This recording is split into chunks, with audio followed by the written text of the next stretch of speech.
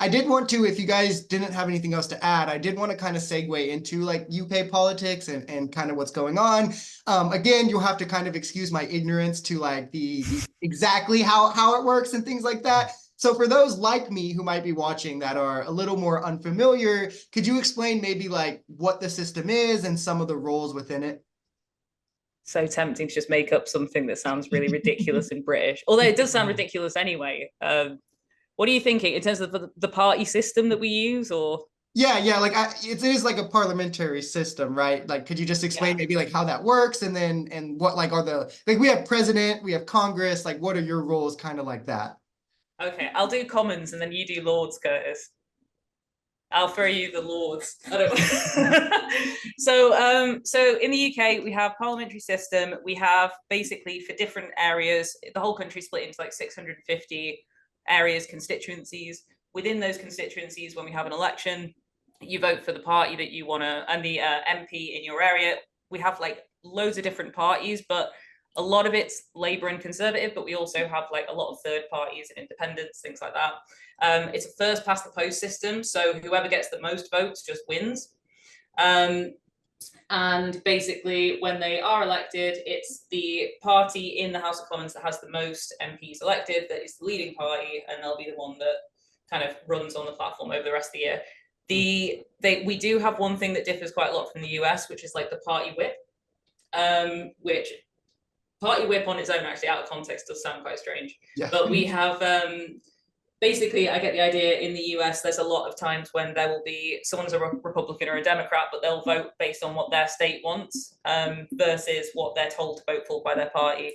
In the UK, the Prime Minister can use the party whip, who is like this, there's a person who's responsible for it, to basically force their party to vote in line with the thing that they've asked for. So they have like a 1-stroke, 2-stroke, and 3-party whip. If it's a 3-stroke whip, then they risk like getting expelled from the party altogether if they don't vote in line. So generally, when we have a majority in Parliament, it becomes it's kind of impossible for anything to get voted down because that party will have to vote. Everyone in that party has to vote in line as well. But that's the House of Commons. We also have another bit of our legislation, which is the Lords. One big difference between the US and the UK is that obviously the US is an oligarchy, very similar to the UK and to many capitalist countries, right? But what's unique about us is that we still have an aristocracy, something that the US doesn't have. Now, of course, you will have you have an economy that's ran for the few and by the few against the many, and that's the same with us. But a lot of it is just essentially billionaires owning everything. Now we have that plus a sort of nice little in-group of people, whether that's the media. 90% of those in the media are privately educated, went to private school, they all know each other. They all go to nice little garden parties, who schmooze with our politicians. And we also have the House of Lords, which you are literally appointed to. Those many people in the House of Lords are simply there because their ancestors were rich, and that's about it. And that's where you get all the funny pageantry of the wigs and everything, and the stupid clothing, and all the outdated visuals you see from Parliament and the House of Lords. It's a really ridiculous system. Now, again, most of us on the left have wanted to completely abolish the House of Lords and have an elected upper chamber where we can elect, a second group of politicians that can scrutinize Parliament. The system is definitely better than the US, though. Parliamentary systems are far better because even though the House of Lords is a problem, they have a function which is to scrutinize the government too. Because it's not a democracy when one party wins the most votes and has essentially a completely totalitarian right to rule things. You need scrutiny, and that's where we have our sovereignty, where Parliament gets to scrutinize the government. Of course, the bigger the government you are, the bigger votes you get, the more outnumbered you are, the less power people have in opposition. A House of Lords are quite good to sort of counteract that. So if a bill comes through from the government, the House of Lords also get to scrutinize that and try and change policy. Now, political parties get to also nominate people to go to the House of Lords. So it's not completely hereditary, but it is still too much, and there may be some changes there. To talk about the system as in a wider context, yeah, we still have first past the post, which is a problem. The same as you guys in the US is essentially you get to vote for one party and that's it. And it limits your options. You know, in America, it's the Republicans or the Democrats. Over here, it's the Labour Party or the Tory Party. But there's a slight difference again in the parliamentary system. And as I alluded to earlier, I would vote differently if I was in the US. Now, if I was in the US, despite my huge misgivings with the Democrats, I would always vote for the Democrats because for many different reasons. One, because the GOP I consider the most radical, dangerous organization in the entire world. They deny climate change. They are, I mean, I know the Democrats are pro-Israel, but the GOP are far worse. Oh, yeah. Donald Trump is horrendous on Israel. They're essentially many fascists within the party. They want to, I mean, Project 2025 is essentially Christian fascism, Christian nationalism. Yeah, that was crazy. When you have that threat there, then I would say you need to vote for the Democrats. Now, over here, the context is that, first of all, the Labour and the Tory party are quite literally exactly the same. They're same on economic and social policy. Okay. So the policies that are being put through from the Labour government, despite only being in government for 2 months, economically is exactly the same of what we have the last 14 years, which is austerity, which is privatization, budget cuts, and even on social policy, where you think the progressive part, so-called progressive party, should be better on civil liberties, on trans rights, for example, but the Labour Party are so scared that they've copied the Tories with that too. So I do think there's a huge difference between the Democrats and the GOP, whereas there is little to no difference between the Labour Party and the Tory Party. And secondly, because I voted for the Green Party over here, because you have a parliamentary system, if in my constituency, if I voted the Greens and that split the vote and the Tories got in, that's just one seat, but you have an electoral college vote. Whereas if you didn't vote Democrat and it split the vote and it went to the Republicans, that's an entire state that carries quite a lot of electoral college votes. So the splitting of the vote is more prevalent in the US than I think it is in the UK. That's the sort of different context here. I would say that you have more freedom to vote with your conscience in the UK than you do with the US.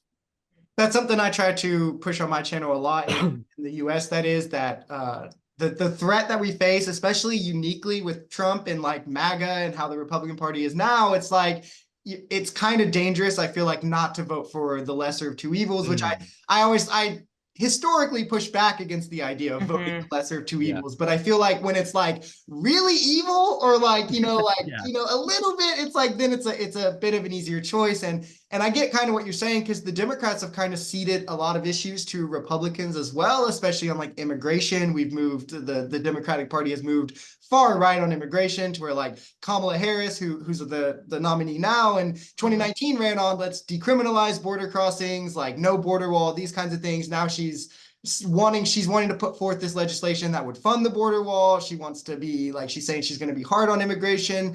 And you kind of did answer some of what my next questions were going to be, with saying that, the Labor ceded a lot of issues to the Tories and these kinds of things, was going to be like, what differentiates them? So I guess like my question would be like, if they are practically the same, where do they differ, and what kind of is the main issues they focus on? Is that kind of where the difference is? Can I add something into that just before? Yeah. Because I think what's really interesting is like the seeding thing. Like we've seen a very similar thing in the UK. Like the Labour Party have started to echo a lot of the same rhetoric as the Tories. And I think, was it Kamala's speech at the convention was like, she was like, we are so serious about taking everybody down forever. Like, you're not going to stop. Like it was he was heavy on that. But I think something that's really noticeable in the last few years in the UK is a lot of US lobbying groups are expanding.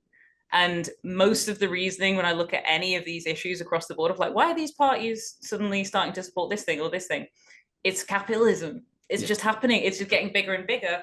Like the UK, I think in 2016, our prime minister, we had a conservative prime minister who wanted to make the process of gaining legal gender recognition easier for people. And she was a conservative, she was a Tory. We now have a Labour Party in government that are more anti-trans than a lot of the US politics is as well. And when you look into it, it's because of groups like the Alliance Defending Freedom. You know, those guys on your side, it's the don't want critical race theory, don't want trans people, put them all together. And their funding has started to expand so heavily into like the UK and Europe as well. And when you look at the Labour Party and the Tory Party, a lot of donors to the Tories have now they've stopped donating to the Tories and now they're donating to Labour. So it's like, it just all comes back to the same thing of like, if the money keeps compounding in these funding groups and these lobbying groups, I don't know how we're ever going to get out of this kind of cycle with it. I just wanted to add that in because I think the lobbying thing is really interesting. Like, if we just keep compounding capitalism, when it's going to get weirder and weirder until we do just have one party in charge. I completely agree, especially in America. It's like a major problem since the big ruling for us was Citizens United. It was like, I think 12 years ago, so a little over a decade, somewhere around there, where it allowed corporations and these big groups to donate into politics pretty much without any cap on how much they could. And because of that, like, it's the same. I try to tell people there's two parties. They differ on some social issues, but when it comes to economics, it's always going to be the elites versus like the non-elites, right? The owners versus the workers. And that's something I try to push, that like that is in America, especially a major problem. And it seems like for you guys as well then. Oh my God. Yeah, we've got the biggest newspaper in circulation in our country, the Daily Mail, is owned by a guy whose dad owned it, and then his dad owned it, and then his dad owned it, and he was a fascist. And then all of them have been in like the House of Lords at different times. And then like, it's so incestuous at the top level, like Curtis was saying. But just call something incestuous, then throw to you, Curtis. What do you Yeah, it's the George Carlin quote of "It's a big club, you're not in it." So that's the entire media ecosystem is owned by a handful of billionaires, not too dissimilar to the US. But again, it's also people within the system, the cogs in the machine. You know, those who are not billionaires, but those who grew up in the same circles with other people who don't know they're being biased. Now, if you're a billionaire that owns a newspaper, you're quite conscious of what messaging you're pushing, which is, I want to protect my class, which is, I will favor the party that gives tax cuts to the rich. And you know, if any political party talks about tax hikes, they'll say, oh my God, this is going to make loads of millionaires leave the country. Your volume just went like way down. Yeah, your audio's gone quiet. Hello, test. You're still kind of low. Yeah. It's like vibrating slightly when you're speaking. I think this might be this mic's probably a bit. Oh, now you're here. Back now, yeah. I think the cable's slightly dodgy connection. Am I back? Yeah, you're back now. What do you remember? What was the last thing I said? Just so I can sort of leap off that. Capitalist. No. Yeah, you're. I don't know, because we interrupted you. Yeah, we got interrupted. You went really low, and then we interrupted you. So we couldn't hear what it was. Yeah. So what I'm saying is, yes, we have a handful of billionaires that own our press. Again, same as the US, but within the cogs in the machine are the journalists who, again, aren't necessarily billionaires, aren't consciously writing editorial, mainly aren't consciously writing pieces that is propagandistic. They believe it because they grew up in the same circles. They went to the same private school. So a lot of the journalists think they're the best in the world, and they think they're doing groundbreaking journalism, and they're hired in those positions because of their views. That's a big problem, of course. And there is a bleeding of our political institutions with the media. But again, that's not really too dissimilar with sort of capitalist countries. I do think, because you brought up a good point about Citizens United, money in politics is obviously a bad thing generally, but I don't think the UK is anywhere near as bad as the US in terms of money in politics. That's your biggest issue, whereas we are moving towards that. And what I mean by that is, at least for a very long time, our Labour Party was strongly linked to unions. Over decades, it's been weakened by the right wing in the Labour Party, but unions still give money to the Labour Party, and that still happens today. However, the biggest change we saw in the last election is that a load of billionaires jumped ship from the Conservatives to the Labour Party, and the Labour Party actually brought in more donations than the Tories. All came from rich donors. Unions still gave money to them, but they no longer have any form of influence, which I would actually say in the US, I think unions still have some kind of influence. Even if it's just on rhetoric, you're hearing Kamala Harris and Tim Walz talk about workers' rights. We love unions. Wasn't the Teamstar union leader who went to a GOP conference and talked up unions? In this election, we had both political parties essentially saying unions suck. You know, unions are holding up people going to their jobs and stuff. And we have Labour politicians saying, taking on right-wing economic arguments such as we need more wealth creators, and we had billionaires back in the Labour Party saying, I like the Labour Party because they support my capitalist commercial interests. There's a real marketed shift that even when the Labour Party swung to the right in history, there was always some kind of difference. I mean, you all know Tony Blair, who I think should be in the Hague because he's a war criminal. But there were still good policies that came out of that new Labour government because there was still a strong trade union presence. The Deputy Prime Minister was John Prescott, sorry, not John Major. There was, the minimum wage came in. The devolution was really good. Investment, sure, start centres. Good policies did still came through, even though the party capitulated too much to capitalism. Right now, we have the Labour Party not introducing any policies and saying, by the way, the last 14 years was a misery and we're doing exactly the same. Here's the things we're going to cut. They've recently announced they're going to cut social security for pensioners, and they are not committed to building houses, and they don't have any ideas, which even the most right-wing Labour Party in history had some ideas. And that's really, really changed. Our country is becoming a place not particularly pleasant to live in, given that both parties are engaged in a managed decline and there seems to be no way out. Whereas at least I feel like there's some kind of semblance of potential hope in American discourse. Again, it's a low bar, but I feel like there is a union movement happening, and whereas over here, the union movement is all but gone. Mm.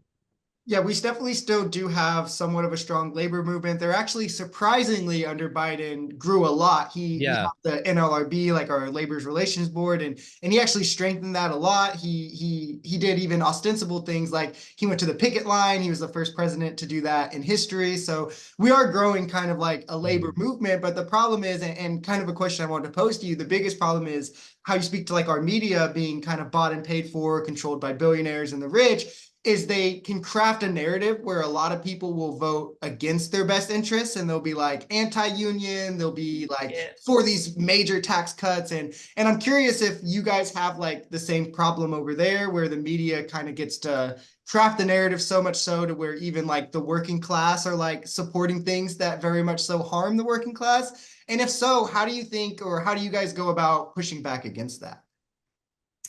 I don't think we've got that at all, Curtis. I think we're fine over here. I don't even know why we started up a left-wing channel. No, we never. It's perfect. Yeah, our mainstream media is it's awful. Oh my God, Brandon, it's so bad. We have we've just had like a new news. I say it's new. A channel called GB News start in the UK, and it was supposed to, I thought it was a joke. I thought it was a parody of like Fox News when it started, and now it's actually pretty big. Like people are watching it. It's so brazenly. It's just racist, it's transphobic, it's homophobic, it's basically anything that anyone says that is like remotely positive about anything. It's woke, it's sounds trying like to ruin Fox our lives. News. It's essentially the doing British Fox News thing. News.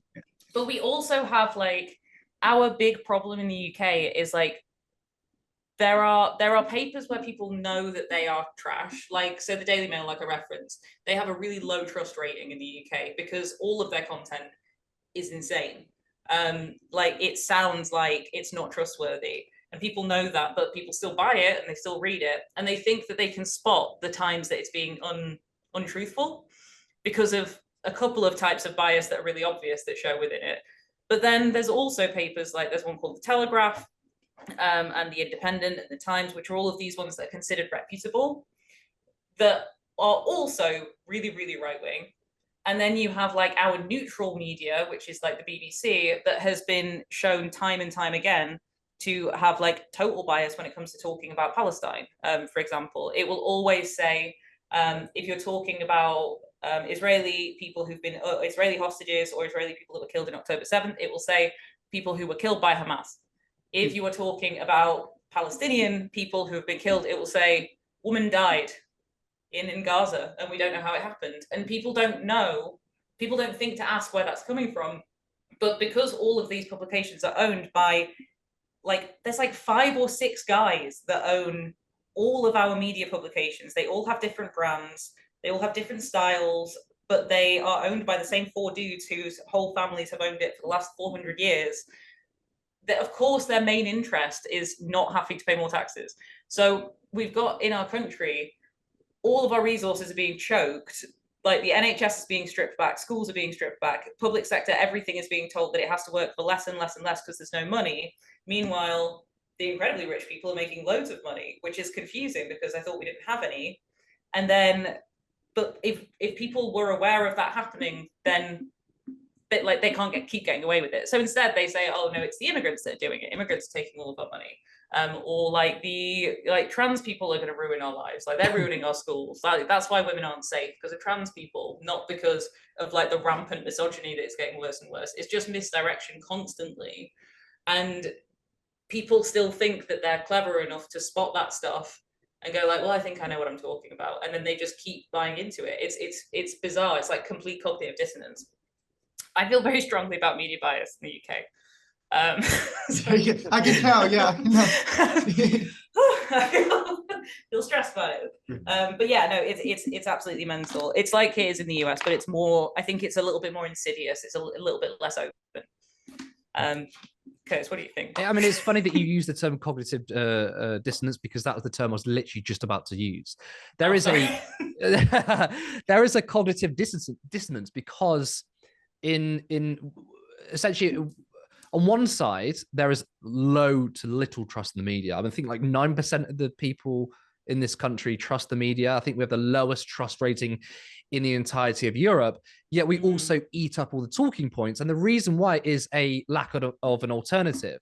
If someone gives you a bad idea, but you don't hear any other ideas, then kind of like human nature to sort of just jump on that. People want to make sense of the world. And even they know they're being essentially lied to or don't trust the messenger. If that's the only message they're getting, then of course, immigrants are taking all our jobs. Of course, trans people are the problem. Now, you asked the question, what can we do to combat it? I mean, you'll probably get similar answers from anyone who's involved in independent media, but it's a long process, right? We're trying to provide an alternative. We're trying to combat the myths that are in the mainstream media, but it's not a good enough job just to have one left-wing publication that takes on. Now, something from Turn Left from the beginning, the absolute beginning of the channel, I believe in a community of independent media. Now, I actually drew a lot of inspiration from the US because I feel like there's a lot more independent US commentators. I followed Carl Kalinske at Secular Talk. Even though TYT are a bit liberal, it was still, given the context of 2014, 2015, were providing an alternative. And there's been many progressive outlets that popped up in the US, which I never saw in the UK. So for me, I think what we need to do is build a community of media outlets on the left, rather than saying, here's the new left-wing thing, let's rally behind that. No, we should all support each other. And that's why Turn Left, it's not a big organization, but it will always support those who are even smaller, because we need to get people involved as a community. Now, in terms of our mainstream media, we like to talk about the right-wing press a lot, but for me, and I've always held this belief, that actually the problem is the so-called sensible centrist media, right? People know that the Daily Mail, The Sun, GB News, your equivalent of Fox News, are sensationalist. We know it's a load of crap, right? A lot of people don't trust that either. The problem is when you have the BBC, which is still seen as the voice of reason. It's not trusted by most people, but it's still probably the most trustworthy organization. Now, when you have subtle bias within that, that's dangerous. If I see a Sun newspaper headline saying, oh my God, this has happened, rah, people can kind of see that sensationalized, right? They go, oh, whatever. But when you have, as Sneaker brilliantly pointed out, certain language used on stories that's biased, but people can't pick up on that, that's dangerous. So, for example, when, because, we're supporting Ukraine against Russia, when Russia does something bad, you will see the victim names, you will see the aggressor names, right? Russia kills Ukrainian journalist. But when it's Israel, because they're our allies, you will see, oh, some person just happened to die. when is actually, literally oh, the IDF shot someone in the head. There's the, they're not, they're trying to sort of use passive language here. That's the sort of media bias I'm really worried about. It's the media bias that people don't know they're sort of being manipulated in. And again, right-wing media is so obvious in that bias. It's going to hit a certain section of people, but it's not going to hit most people. If you poll people on individual issues, people are fairly progressive, even on trans issues, given the fact that we have a massive moral panic against trans people.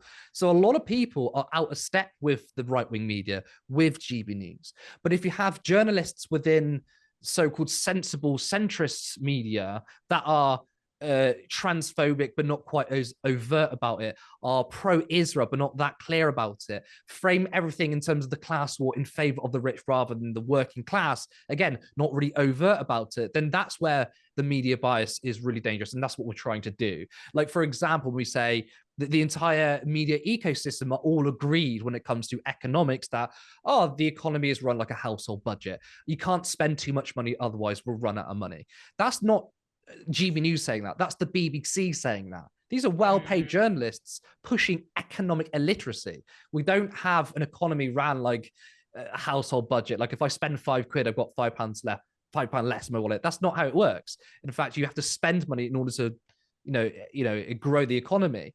And we have that. And then people then think, okay, so when a politician like Bernie Sanders or Jeremy Corbyn says, we're going to tax the rich, we're going to increase funding on social security, people like, I like that idea, but we can't afford it. So I'm going to vote for the bad guys. That's really dangerous. And that's the thing I'm really passionate about that we need to tackle. And our so-called liberal media as well, which is the Guardian. I don't know what an equivalent is. I don't know, MSNBC. CNN, MSNBC. CNN, maybe. They say it's Clinton News Network or whatever. A lot of acronyms in the US side. Ones. Yeah, and those guys are like, well, they're not really liberal. They're just sort of maybe a bit socially a bit more liberal, but economically very conservative. And we should get better. If we have very loud right-wing voices in the media, we're not going to have loud left-wing voices in the media, because let's be honest, the left criticizes capitalism and power and wealth, which the mainstream media upholds. So yeah, that's essentially our entire ecosystem. Might have rambled on a little bit there, but that's it in a nutshell. Yeah, and it's really similar in America also, where we have, Fox News is the most popular station in America, which is like disgustingly right-wing, right? And that's where like the largest portion of Americans get their news. But then even with left-wing media, they have plenty of their biases as well. Like with CNN, like I would say like the differences is in America, right-wing media will be like, we can't tax the rich, we can't have healthcare for everyone, and trans people shouldn't exist. And then the left-wing media is like, well, trans people should exist, but we can't tax the rich, and we can't guarantee healthcare. So it's like not really that different. It's like it's the thing of we've been talking about it so much on our channel at the minute with the UK politics stuff, because it's this constant thing of like, I feel like the Democrats and Republicans are doing a similar thing where it's like the goodies and the good guys and the bad guys, but they're doing the same thing. And I know they aren't doing completely the same thing. I know that there's a lot more kind of scary stuff on the Republican side, but like there isn't like one party that's going to be the good guy party, and then once they get in, everything's going to be fine. Like the big problem is always going to be those multi-billionaires that are completely fucking up your entire society. And capitalism. Until you figure that, it's going to keep being capitalism. It's just having one party be like, well, I can do capitalism better. And then like all of the news is like, who can do capitalism better? And it's like, maybe we stop doing it for just a second. But that's why, legacy media, the good thing is legacy media is dying because people don't like watching TV. We have TV licenses here. Do you guys have a TV license? Just to some extent, yeah, like for the big media companies, yeah. Oh, okay, yeah, no, because our TV license pays for the BBC, doesn't it? Like the national, because that's interesting that you might have licenses because it's all privatized, whereas most of our media is privatized, but the BBC is still state owned. Yeah, so it's interesting. But we're not paying for it. Like I'm not paying for my TV license. I don't pay anymore. But like people don't watch live TV as much.